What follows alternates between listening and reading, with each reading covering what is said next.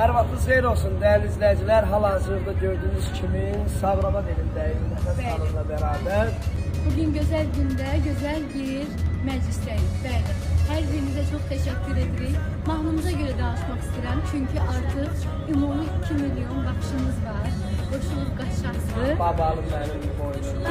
Babalı sənin boynuna.